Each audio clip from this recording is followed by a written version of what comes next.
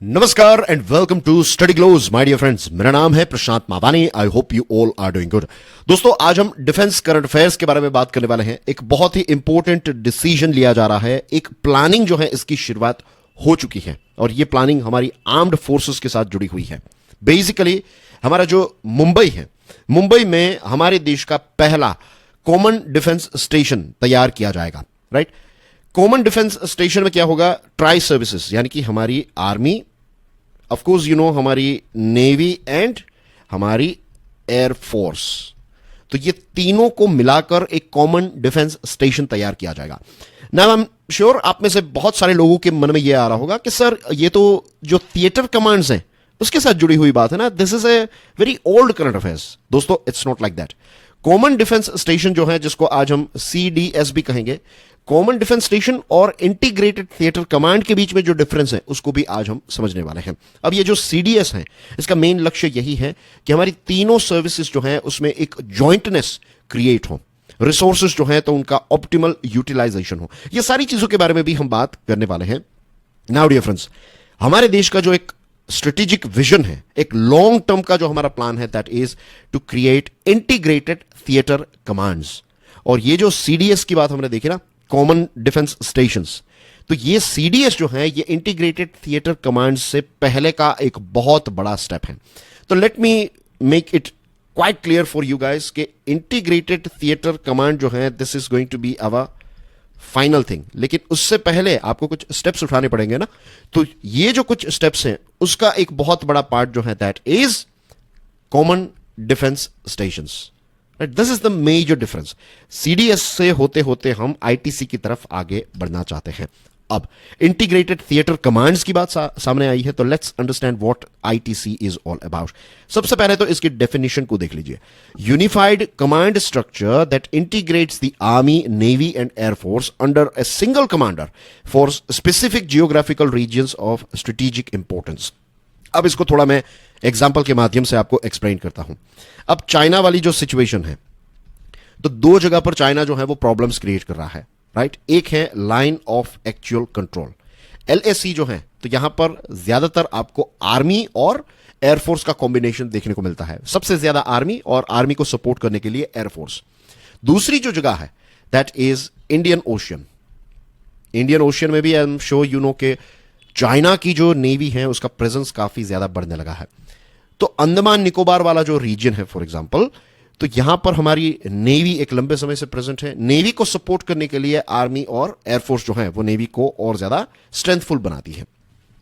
तो चाइना वाला जो हमारा इश्यू है, इसको हैंडल करने के लिए व्हाट वी नीड इज कि हमारी आर्मी, नेवी और एयरफोर्स तीनों की ताकत जो है वो हम मर्ज करके चाइना के सामने दो बड़े रीजन्स में हम उनके खिलाफ डिफेंस कर सके, अटैक कर सके। तो इसके लिए अभी से तैयारी करनी पड़ेगी। Same thing goes with Pakistan.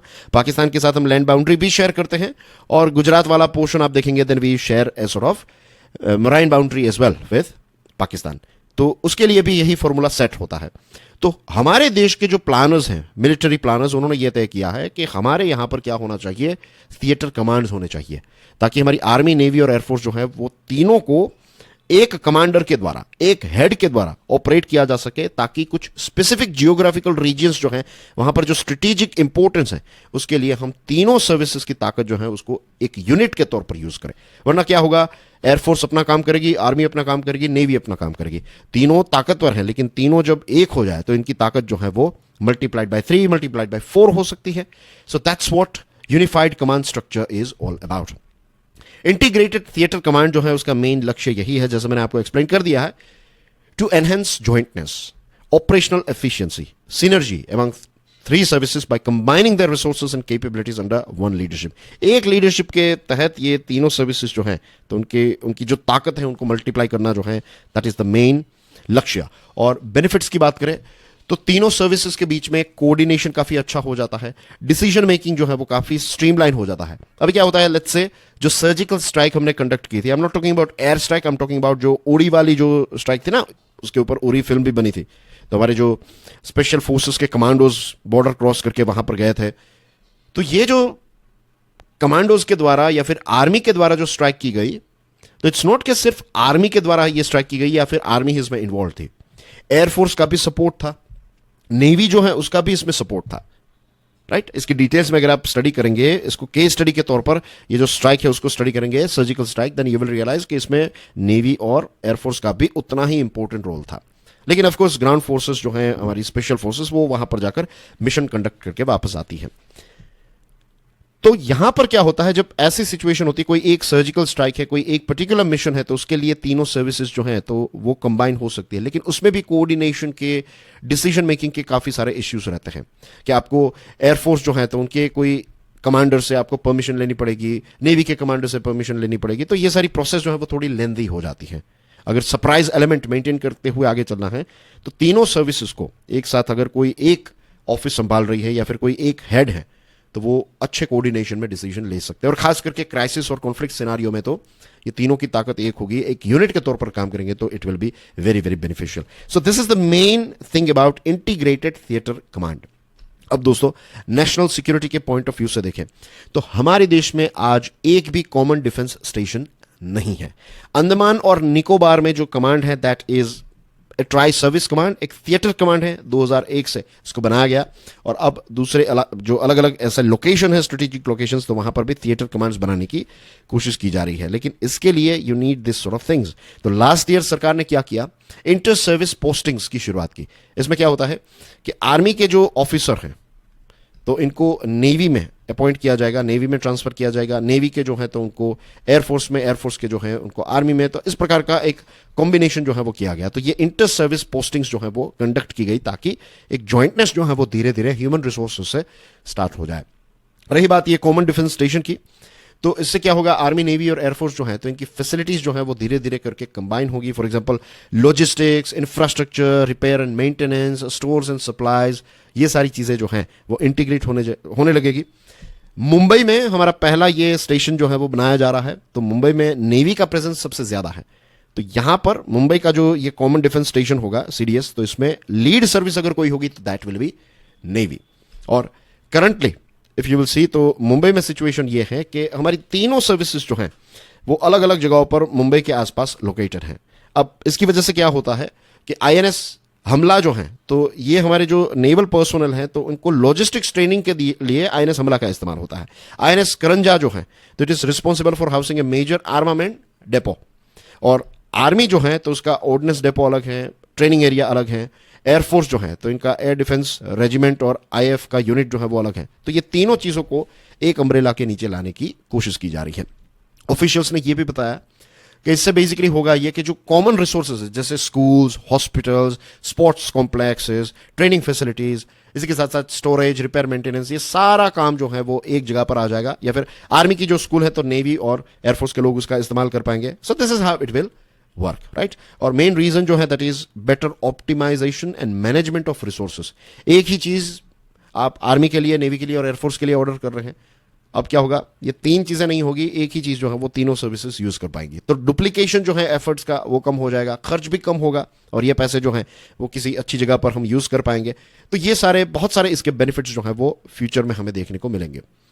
So dear friends, this is the latest update about Indian defence services.